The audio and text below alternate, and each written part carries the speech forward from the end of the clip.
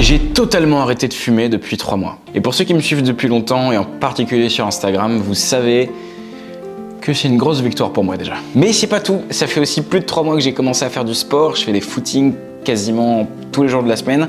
Je fais aussi de la musculation, je vais à la salle 2-3 fois par semaine et j'essaye tant bien que mal de faire 2 repas par jour, ce qui n'est pas toujours évident. Bref, j'ai totalement repris ma vie en main depuis 3 mois. Dans cette vidéo, je vais vous raconter comment j'ai fait ça, pourquoi je l'ai fait, est-ce qu'on s'en sort, est-ce que je sens que je vais craquer dans pas longtemps. Bref, c'est un nouveau roman qui s'adresse à vous aujourd'hui et j'avais envie de vous le présenter. Si globalement, quand vous vous regardez dans le miroir, vous êtes déjà dit « ouais, bof », peut-être qu'à une toute petite échelle, cette vidéo pourra vous aider. On est parti.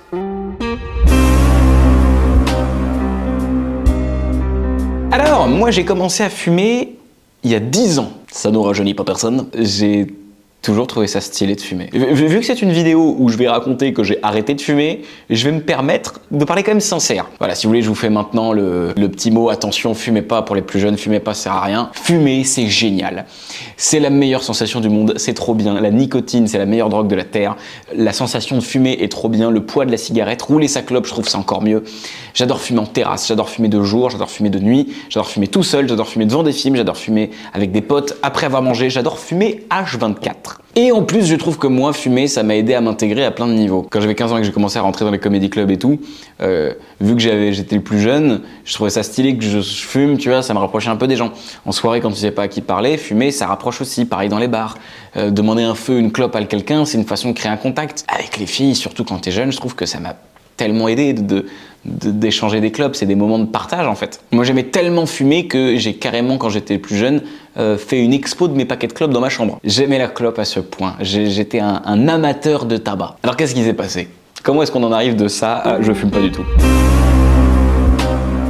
Ça a commencé il y a 6-7 mois à rentrer dans mon cerveau. J'ai commencé à voir que je tombais malade quand même très régulièrement. Je vous parle pas de l'état de mes dents, je pouvais pas faire de sport. Donc j'étais totalement anémique, si vous voulez, je bougeais pas, mon corps n'était jamais en mouvement et je fumais H24. En plus, quand j'ai commencé à habiter tout seul, que je paye le loyer, que je fume où je veux, même dans ma salle de bain, les gars, j'ai allumé des clopes avant de rentrer dans la douche. J'ai fumé beaucoup. Franchement, j'ai fumé beaucoup. Et puis, il se passe 2 choses qui sont des gros déclics dans ma tête. Le premier, c'est mon meilleur ami qui arrête de fumer. Et il me l'a annoncé. Je te jure, on était au resto, il m'a dit « Roman, faut que je te dise un truc, j'ai arrêté de fumer. » Je l'ai mal pris. Et je vous promets, je l'ai mal pris. Parce que on avait tellement fumé ensemble.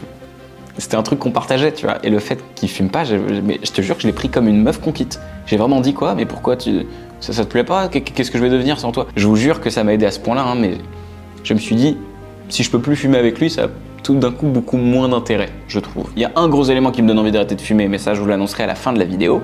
Watch time, tu connais, t'inquiète, c'est intéressant, mets ça dans un coin de ta tête, on en reparle. Le plus gros événement en dehors de ça, un soir, je suis chez moi, à Lyon, j'ai une clope dans la bouche, mais je me rends compte que j'ai pas de briquet.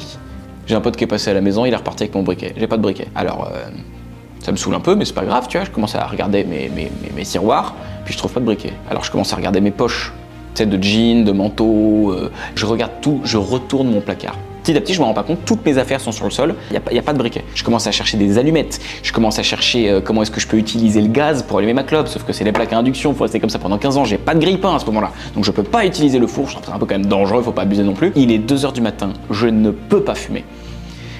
Si vous saviez à quel point, rototo subtil au milieu de cette phrase, à quel point j'ai l'air fou à ce moment-là. C'est-à-dire que vous me connaissez comme un gars sympa, cool, éventuellement ceux qui me sont proches de moi, qui me connaissent dans la vie peuvent me voir des fois agacé, mais là, j'étais hors de moi. On aurait dit un chien qui on n'aurait pas nourri depuis des mois, enfin j'étais comme ça. Alors je suis sorti de chez moi, tu sais, j'ai marché pendant genre je crois 30-40 minutes pour trouver une supérette dans laquelle il n'y avait pas de briquet. Et je sors dehors et dans la rue, il n'y a personne, je peux pas gratter un feu à quelqu'un, il n'y a personne. Je vais me coucher et je vous promets que j'ai tellement de mal à dormir. Je pense tellement à m'allumer une clope. Et c'est vrai que quand je vois ça, je me dis, non, il y a trop de trucs. Le meilleur ami, la soirée où je pète un plomb, l'événement dont je vais vous parler à la fin de cette vidéo. Il y a suffisamment de choses dans ma vie pour que je me dise, ça suffit, j'arrête de fumer. Et j'ai décidé d'arrêter de fumer le jour de mon anniversaire. Cherchez pas les gars, le plus beau cadeau d'anniversaire qu'on puisse me faire, c'est moi qui vais le faire. Je vais arrêter de fumer. Je vais fumer ma dernière clope là, dans 5 minutes, et ce sera la dernière de ma vie. J'arrête de fumer les gars. Et c'est ce que j'ai fait. Je me suis réveillé le lendemain, j'avais 25 ans et j'étais non-fumeur. Et j'ai jeté mon paquet de clopes à la poubelle. élément particulier dans la vie d'un fumeur de jeter un paquet plein dans une poubelle. C'est un truc, hein, je te jure, c'est vraiment, c'est contre-instinctif, c'est comme jeter de la nourriture. Bah non, tu peux, mais ouais, mais à ce moment-là, j'avais besoin, c'était une étape, il fallait que je jette le paquet dans la poubelle. Et après, d'ailleurs, j'ai vidé mon appartement de toutes les reliques. C'est-à-dire j'ai jeté tous les briquets, parce qu'entre-temps, crois-moi que j'avais fait le stock de briquets pour plus jamais revivre ça. Les allumettes, les feuilles, les filtres, le tabac, tout ce qui traînait, tout ce qui me rappelait ma vie de fumeur, même les cendriers, je les ai jetés. Je voulais vraiment débarrasser mon appart pour faire cette démarche au moins physique de « il n'y a plus de clope ». Et à partir de là, je deviens non-fumeur. Moi, dans ma tête, généralement, quand je décide un truc, j'arrive à le faire, parce que je me dis que j'ai le pouvoir en fait. Alors ça a été chaud, heureusement j'ai eu des nicorettes. Je vous précise, pour ceux qui veulent arrêter de fumer, les nicorettes sont gratuites sous ordonnance. Si tu dis à ton médecin que tu veux arrêter de fumer, tu as des nicorettes gratuites. Et les nicorettes sont vachement moins chères que des clopes. Ça se trouve en pharmacie, dans toutes les pharmacies. C'est des petites, comme des chewing-gums que tu mâches. Alors je vous avoue qu'au début c'est très bizarre, parce que tu te dis j'ai envie d'une clope et je prends un chewing-gum. Pas instinctif, c'est comme si tu te dis j'ai soif, poulet basquez. Enfin tu vois, il y a un truc de... c'est trop bizarre. Mais ça marche. Je vous parle de ça aujourd'hui, je pense à fumer tous les jours, j'ai envie de fumer. Mais petit à petit, ça passe. C'est pas évident, il y a des jours qui sont plus durs que d'autres. Je peux te dire que dès que je suis un peu vénère, un peu saoulé, un peu stressé, faut que je m'accroche parce que je te jure que l'envie, elle est présente. C'est très bizarre de devenir un non-fumeur soudainement parce que tu te rends compte de plein de trucs. Déjà, tu te rends compte d'à quel point en France, tout le monde fume. C'est une dinguerie à quel point tout le monde fume en France. Tu peux pas faire 10 mètres dans la rue sans voir 10 000 personnes avec des clopes en train de fumer.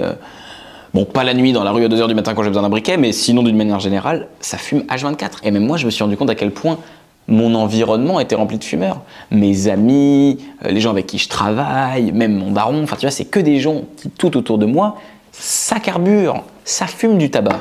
On est sur un processus de fumage. J'ai beaucoup évité les soirées. Là, ça commence à aller un tout petit peu mieux. Tu sais, j'ai pu faire un nouvel an un peu tranquille.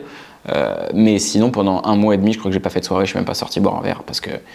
Bah déjà, il y a un truc, c'est que maintenant, je ne comprends plus le concept de la terrasse. Avant, moi, j'adorais les terrasses. Mais maintenant que je ne fume pas, quel est l'intérêt de me geler le cul pendant 3 heures dehors alors qu'il y a l'intérieur ? Il y a des cafés, je vous jure, j'y allais, j'ai découvert qu'il y avait un intérieur et qu'on pouvait s'asseoir dedans et vivre des moments dedans. Pour moi, l'intérieur, c'est l'endroit où tu allais pour pisser ou payer. Fin, le reste du temps, le bar, c'était juste la terrasse. Non, il y a un intérieur des bars. Tu découvres ça quand tu arrêtes de fumer. Et surtout, vous vous rendez pas compte du nombre de tabac qu'il y a dans ce putain de pays. Mais il y en a dans toutes les rues, c'est une dinguerie. C'est comme si t'as une meuf toxique, tu la quittes, c'est dur, elle te manque, t'as envie de l'appeler. Mais il faut pas que tu l'appelles. Et là, à tous les coins de rue, déjà, il y a quelqu'un qui a ta meuf dans sa bouche. Qui est un peu bizarre dit comme ça. Et surtout, il y a un tabac, donc il y a une affiche de ta meuf qui dit « tu veux pas qu'on se revoie ?» tu vois, donc c'est super dur. Un jour, j'ai un pote qui a oublié ses clopes chez moi. Des clopes comme j'aime en plus, hein, des cigarettes roulées de la marque que je fumais, des filtres, des feuilles et un briquet. Il a oublié ça chez moi. Je te jure, j'ai jeté par la fenêtre. J'ai jeté par la fenêtre parce qu'à ce moment-là, c'est tellement dur que je pouvais même pas le jeter à la poubelle. Tu sais, j'ai vu le truc, j'ai fait « ah !» Tu vois, il y a un mec, il a trouvé des clopes par terre. J'espère qu'il n'était pas en train d'arrêter de fumer parce que sinon vraiment il doit se dire « c'est le ciel qui me l'envoie !» J'ai découvert que quand tu n'étais pas fumeur, tu travaillais plus. Parce que quand tu retires les pauses clopes, bah tu retires pas mal de pauses tout court. Donc je travaille plus, j'ai gagné du temps, de l'argent et de l'énergie. Parce que je vous jure que les amis, en 3 mois, je sens vraiment la diff. Alors pas du tout ces histoires d'odorat et de goût, mais alors ça, c'est peut-être que moi, hein, mais de moi ce que je vis, légende totale. Hein. Mensonge absolu inventé par des non-fumeurs.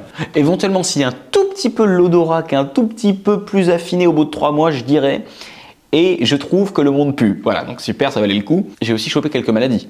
Parce que quand tu arrêtes de fumer, tes bronches qui étaient remplies de merde de goudron, de merde de tabac, tu vois, elles se libèrent. Tu libères tes bronches, tu nettoies ton corps.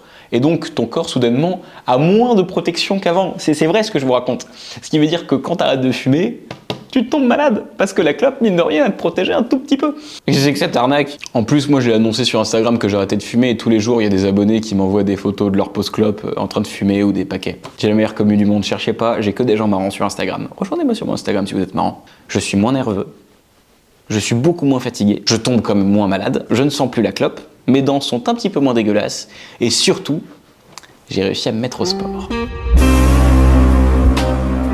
Parlons du sport. Moi, le sport, j'en ai jamais fait de ma vie. Mes parents ont essayé de m'inscrire à des trucs quand j'étais gamin, j'ai arrêté très vite.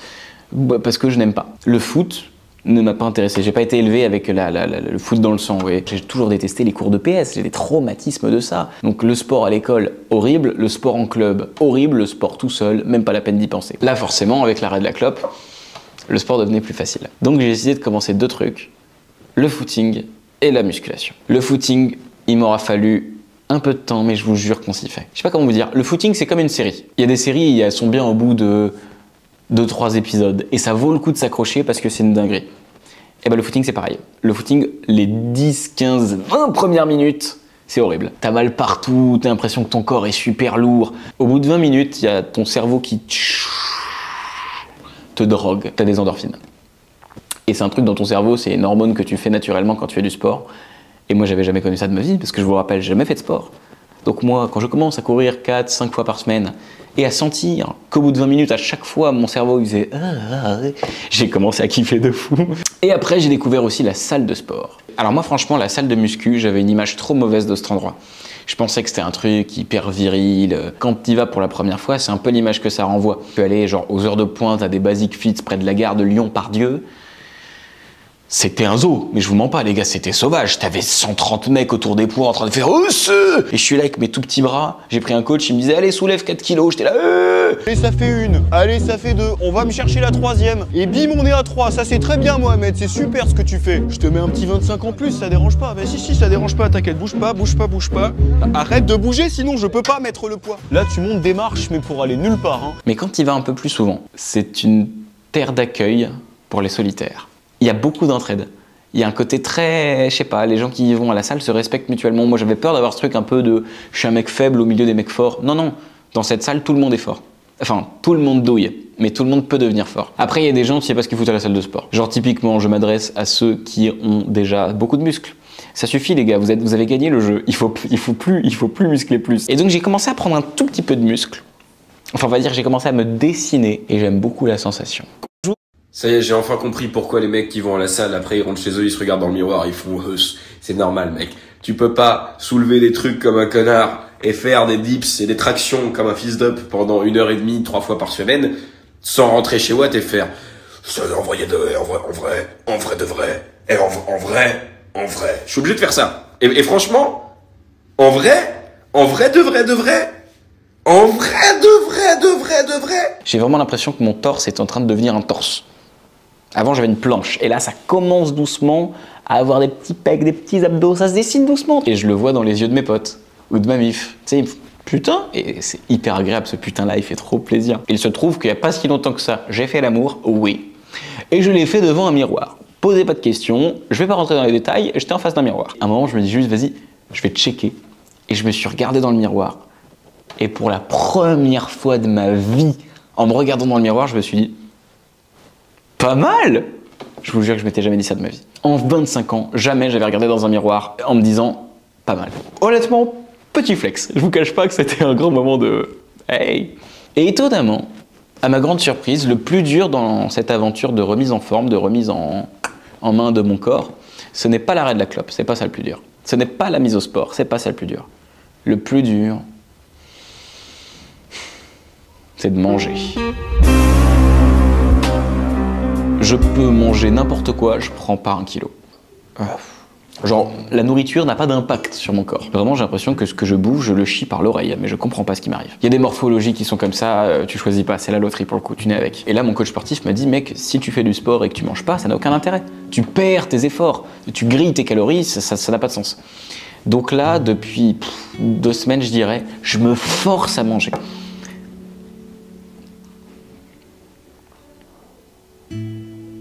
C'est nul d'avoir des problèmes avec la bouffe. Hein. J'aimerais bien juste manger et pas avoir de problème avec ça, mais tout me fait chier dans la bouffe. Je trouve ça long en fait. Faire des courses, faire à manger, manger. Moi déjà je peux pas manger si j'ai pas une série devant moi. Hein. Ou un être humain à qui je peux parler. Genre là si je devais manger seul tout, comme ça, tout seul au milieu du salon, je le vivrais trop mal. Juste moi manger, je peux pas. Oh les gars, vous savez ce qui s'est passé, j'ai trop le seum. Ça tournait, la vidéo elle tournait, et en fait après il y avait plus de place dans ma carte SD. Et après, j'ai parlé dans le vide, tout seul face à une caméra qui ne tournait pas pendant, je vous promets, 25 minutes. Je ne sais plus ce que j'ai dit, je ne sais plus ce qui a été enregistré ou pas. Donc là, j'ai le seum, tu vois, déjà, en plus d'avoir des problèmes évidents de digestion, vu le nombre d'euros que j'ai lâché depuis le début de cette vidéo, mais en plus, je sais pas du tout où on en est, quoi. Ah, et au passage, je viens de me prendre un râteau. En même temps, oui, parce que j'ai arrêté la vidéo. Je me suis dit, bon, bah, ça n'a pas tourné, je vais faire une pause quand même. Et je me suis dit, vas-y, je vais regarder mon téléphone. Et là, j'ai reçu un message qui dit, écoute, je pense que c'est mieux quand même si on reste amis. C'est vrai que j'ai perdu ma vidéo. Et en plus, je viens de me prendre un petit stop. Ça fait plaisir, c'est un bon samedi. Je sais pas comment est votre samedi, moi ça va, ça se gère. Je pense que ce que j'ai dit en gros pendant ces 25 minutes, c'est que la bouffe c'était compliqué. Et qu'il y a même des repas qui... Enfin voilà, le restaurant pour moi c'est une étape qui est difficile. Manger tout seul ou avec des amis c'est compliqué. Je suis très difficile en nourriture, j'aime tellement les trucs d'ado encore. J'ai honte de ça hein, franchement, mais j'aime que les spaghettis bolognaises, les frites et les burgers. Et j'essaye, tu vois, il y a des trucs que j'aime bien, tu sais, tout ce qui est blanquette de veau, j'aime bien quand il y a du poulet avec du riz, mais à part ça, j'ai très peu de trucs que j'aime bien et tu vois, je varie vraiment entre ces exemples précis que je viens de vous donner, tu vois. Alors j'ai de la chance de ne pas être au niveau, évidemment, de ceux qui ont vraiment des troubles du comportement alimentaire, TCA, je crois que ça se dit. TCA, pourquoi on dit pas de TAC? Genre trouble alimentaire du comportement. Ah ouais, c'est pas logique. Mais du coup, on dirait j'ai un TAC. Quand on parle vraiment d'anorexie, de boulimie, ça c'est difficile, j'ai rencontré des gens comme ça et c'est pathologique, c'est une maladie, ça se règle à coup de médecin et de psy pendant des années, c'est très compliqué. Si jamais vous traversez ça, dites-le moi dans les commentaires, c'est intéressant aussi. C'est sûr que quand la nourriture est un problème dans ta vie, t'as quand même un problème avec quelque chose qui est vital. Enfin c'est comme si c'était un problème pour toi de respirer ou de boire de l'eau quoi. Je crois qu'en vrai la bouffe me dégoûte. Je sais pas de quel trauma ça vient, de repas qui m'ont traumatisé quand j'étais gamin, j'en sais rien. C'est peut-être enfoui au fond de mon subconscient, peut-être fait violer en mangeant des petits pois, j'en sais rien. Je sais que je n'ai jamais aimé manger, que j'ai toujours eu des problèmes avec la bouffe. Je crois que ça me dégoûte vraiment l'action, quoi, de mettre un truc dans ta bouche, de le mâcher, de l'avaler. Si je peux ne plus avoir à manger de ma vie, genre si j'appuie sur un bouton et qu'après j'ai plus faim jusqu'à ma mort, j'appuie sur le bouton direct. Si je veux continuer à être bien, et si je veux continuer à pouvoir faire du sport et à pouvoir tout ça, il faut que je mange. Et il faut que je mange en plus des trucs précis. Il faut que ce soit de la protéine, que ce soit voilà, des féculents. J'ai essayé au passage, tiens, j'ai essayé les compléments alimentaires. Ça, parce que je vous vois venir dans les coms, mais j'ai essayé. Mais je trouve ça encore plus dégueulasse. Vous avez déjà goûté les trucs qu'on te vend dans les salles de sport là? Moi j'ai goûté les trucs où tu mets de la poudre, c'est immonde, c'est pas bon. C'est pas bon, après ça infeste ton appartement parce que t'en laisses un petit bout, tu nettoies pas totalement très bien ton shaker, mais ça pue, ça merde, après ça reste coincé. Moi j'ai bloqué mon lavabo à cause de cette connerie les gars, j'ai dû appeler un plombier. La prot m'a coûté un plombier, vous vous rendez compte du délire ou pas? J'ai essayé les bars, tu sais, les bars où il y a tout le repas dans une seule barre. Mais quand t'aimes pas manger, ce truc-là, c'est la pire chose. C'est-à-dire que c'est vraiment un condensé de repas, pas bon, c'est au chocolat et t'as de la prod dedans, c'est long, tu mâches, t'en peux plus, on dirait un Mars congelé, mais en version pas bon, c'est terrible. Il n'y a pas un repas où j'ai envie de manger. J'aurais jamais cru que de tous les trucs, ce soit ça le plus dur. Ce que je peux vous dire, c'est que je suis super fier de moi. En vrai, je vous le dis, en toute sincérité, en toute modestie, je suis super fier de moi. Mais j'ai fait le plus dur de m'y mettre. Maintenant, faut que ça tienne, quoi. Faut réussir à faire ça dans le temps, parce que sinon, c'est le genre de move, arrêter de fumer, faire du sport, c'est le genre de truc que tu peux tout niquer en 2 jours.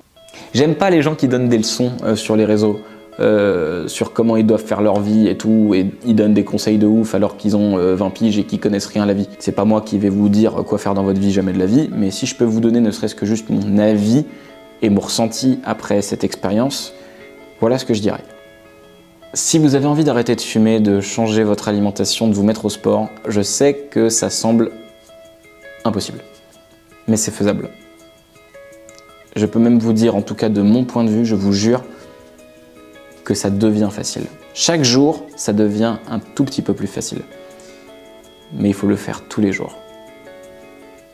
C'est ça la partie compliquée. Je vais être sincère avec vous, si jamais je craque, que ce soit dans 2 semaines ou dans 6 ans, je vous referai une vidéo. J'espère que je la ferai jamais. Et maintenant, il est temps que je vous dise une des raisons, peut-être la plus importante pour laquelle j'ai pris toutes ces décisions. Et cette raison-là, c'est que je vais être papa. C'est faux. Si jamais vous regardez cette vidéo au moment de sa sortie, sachez que dans 24 heures, le 25 janvier à 18 h, je ferai une vidéo où j'annonce cette raison-là. Je vous promets que ça vaut le coup. Ça fait des semaines que je vous tease là-dessus. Mais le 25 janvier, vous le saurez. Peut-être qu'il y en a qui ont deviné. C'est possible. En tout cas, voilà, si vous avez des expériences à raconter sur la difficulté de faire du sport, d'arrêter de fumer ou d'arrêter je ne sais n'importe quelle drogue ou même juste si vous avez envie de parler de votre rapport à la bouffe qui n'est pas toujours évident. J'aimerais bien que les commentaires soient une safe place, un endroit où tout le monde peut s'exprimer sur ce qu'il ressent, ce qu'il vit, ce qu'il a vécu, ce qu'il aimerait réussir à faire et qu'on s'encourage un peu les uns les autres. J'aimerais que cette section commentaires ressemble à une salle de sport. Un endroit où tout le monde n'est pas bon, mais un endroit où tout le monde essaye. Et donc où tout le monde s'encourage. Je pense qu'on est une suffisamment bonne communauté pour faire ça. En tout cas, je vous donne rendez-vous à 18 h le 25. Je vous fais des gros bisous, prenez soin de vous et à très vite pour un prochain contenu vidéoludique de qualité supérieure. Bisous. J'ai fumé la dernière et j'ai jeté le paquet là-dedans. C'est une nouvelle vie qui commence.